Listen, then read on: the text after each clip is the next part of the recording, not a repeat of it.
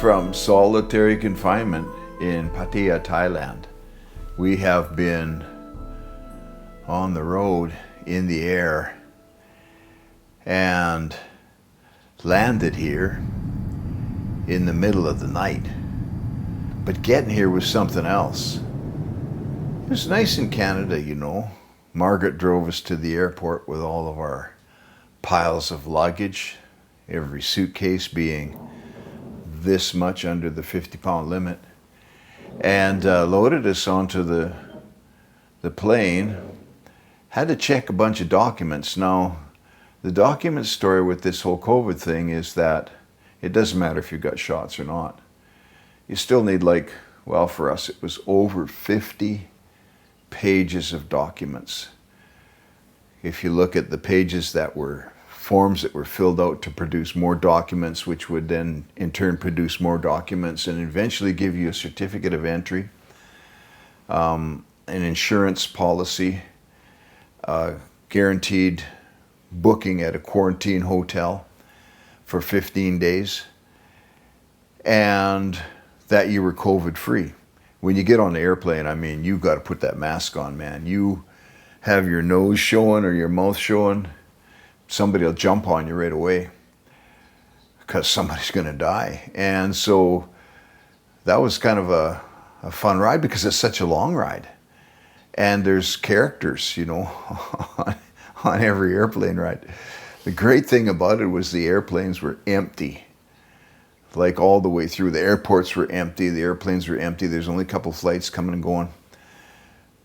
But unless you count all of the staff and people that are checking and making sure that no COVID leaks into Japan and then into Thailand. So we landed in Japan, and there's these rows and rows of seats along the moving walkway, and people sitting in the chairs. I'm like, this is just really weird. Are these people, like, are they staff or what? Well, no, they're actually travelers who get put in a chair, and then somebody comes along to check all of their documents and take their temperature and do all that kind of stuff before you can enter the country. Well, of course, we got to Thailand and found the same thing, rows and rows of chairs, and I don't know how many, like, checkpoints that we went through to get through immigration. And then, I mean, there's double the immigration checkpoints. It used to be one, now there was two for immigration.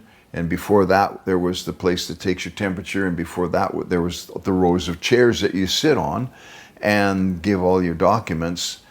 And you better have the right ones, man. And they better be right. Every name has to be spelled right. And so I spent over a month doing that, getting just our names spelled right on all the forms. We actually had to change our marriage certificate. Because if the names on our marriage certificate didn't match our passport, we wouldn't be able to stay together in the same room, my wife and I. Well, here we are. So it's not really solitary confinement, it's me and her confinement. But we got 3 students with us. How long has it been since we were in Thailand? About 530 days, yeah. 500. Well, at least for me. Well, it was the same for us. Yeah. Right? Yeah. Oh yeah, you guys looked, right? Yeah. So that was 530 days. 530 days. Yeah. That's terrible.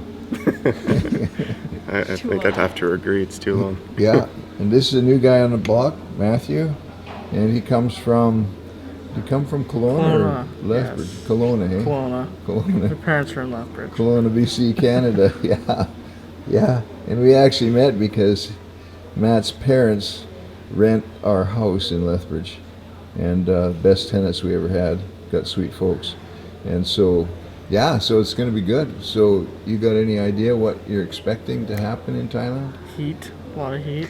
Yeah. I'm not sure actually. So that's a safe answer. Safe answer. Yeah. I'm not sure either. Nobody knows. Nobody knows. It gets pretty unpredictable. Stay flexible, right, Kara? Yeah, that's right. And so here's Kara. She's back for year number 3. Number 3. VABC. That's right. It's going to be awesome. And This is the team, man. This is the team. Like, this is what we got so far. Where are the rest of you? Come on.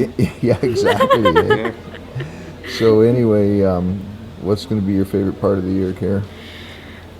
My favorite part of the year? Jungle trip. And you know what's neat? The hotel, quarantine hotel here in Pattaya, calls us the Canadian group. And so we've got David in 405, Matt in 406, Terry and I in 407, and Kara in 408. And we can talk to each other over the balconies. So much for all the rules. And then there's this little station out here where we got to go out and get 3 COVID tests during our 15 days. Man, that sweet little nurse, she's a killer. She puts that swab so far up your nostrils that it's touching the edge of your brain, and then another one down your throat to make you gag. And we got to do that 3 times. So yeah, we got, like 15 days of relaxing, but I really enjoy flying, and because it's just fascinating, these big airplanes, the 787s and 777s, Airbuses, and the technology nowadays is just so much cooler than it was back in the day, and the flights are dirt cheap right now, overseas. Anyway, I noticed domestically they're dirt expensive, but overseas they're dirt cheap because there's nobody going, right? And they want to get that travel built up again, boosted up again, and get people on top of the clouds instead of underneath the clouds. Yeah. Now there's strict warnings everywhere about taking pictures. You're not allowed to take pictures in these airports, especially at all of these checkpoints and immigration, but I don't know. I just can't help myself. Tell me I can't take a picture. Now I want to take a picture. So here we have Matt going through immigration in Thailand, and there's Care up there going through immigration. Yeah, we get through immigration and get our bags. A group of people that you are, fenced in. You got to go to these people, and they hook you up with the taxi that's been arranged by the hotel. And the plexiglass between the taxi driver and the passengers the car is totally sealed off. You're in the back and it's totally sealed off. And I jumped in this car, and the nice plexiglass, I didn't even see it. It was so nice and clean. And I started talking to the taxi driver about, what we're doing and where we're going, and just making conversation. And she never answered me, like totally stuck up lady. And well, it turns out she couldn't hear me. I didn't realize that till I leaned forward enough to hit the plexiglass. And anyway, but here she is on her cell phone, driving in the middle of the night. It's Thailand, right? You get to do that, I guess. And so 2 o'clock in the morning, we get to the hotel. It's so dark. Because hotels don't use lights, right? They just use real dim lights because of the ambience, right? This is like a holiday ambience. So here we are in this great tropical holiday spot, looking out at this beautiful, beautiful swimming pool that actually 30 years ago, we would come and stay in this resort and swim in that pool. And it's quite nice, actually, but we're not allowed to go out there. And when we do go out there, I think on day 10 or something, we're allowed to go out for an hour. And then you're not allowed to go in the water. You can just look at the water. So that's going to be good. And the food is, it's prison food, You can't get to the cooks. Can't even send them a message. Everything is done through Line app, which is, like a social media communication app. And so you have 2 accounts. One is the hotel staff and management. If you need anything, you just ask them through there. You order your meals through there and everything. And the other one is the nurse. And she wants us to take our temperature. She gave us a thermometer each, and we're to take our temperature at 8 in the morning and 8 in the evening and send a picture of the thermometer to her through this Line app so that she can keep an eye on us. And you know what's crazy? This is not where COVID is coming from. But it's what they can control, right? You can control the people coming in through the legal channels. And so that's what they do to clamp down on it. They make it so so difficult and so expensive. And honestly, I wouldn't do this except that I really want to be here for all of our team and our staff who've been working away for the last 16 months, and just really need some contact from the outside world. Well, from the inside world in Canada, because they just went into lockdown again in Alberta, got out of there in the nick of time. We got to put our masks back on there again, and into the inside world in Thailand. So it's going to be a good time of encouragement and fun just to be with everybody and continue to encourage them in all of the great stuff that they're doing to help other people. Yeah, so that's it. So there's, no working on cars these days, just dreaming about it. And one of our good friends gave me this magazine to read. Well, we're in prison, snuck it in. I'm going to go through here. I think maybe there's like a bread knife or something hiding in here, or a hacksaw. Huh?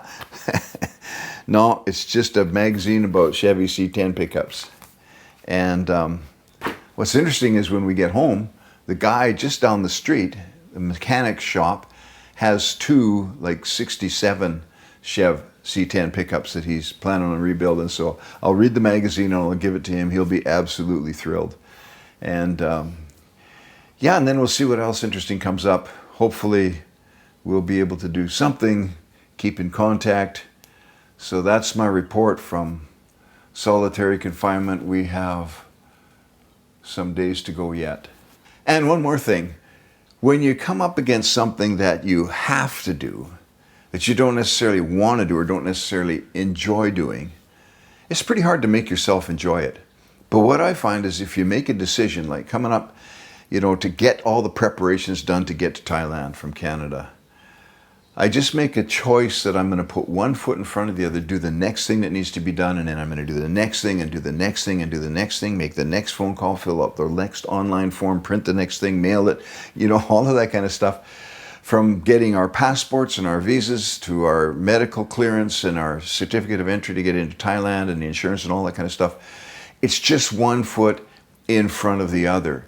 And I find that it's a lot less stressful than, worrying about it and saying, oh, this is terrible, and then how are we going to get this, and why should this have to be like this?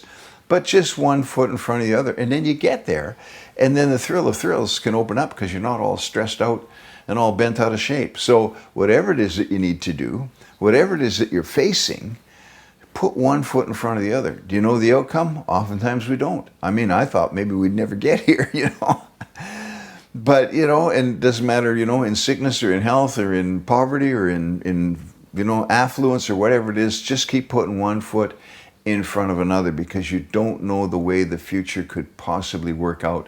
But I guarantee you, I promise you, that 99% of the time, it works out better than what you expected it would work out because we've just put one foot in front of the other, did the things that need to be done so that the good things that we need to face or receive or be released in our lives are released because we lay in the right foundations.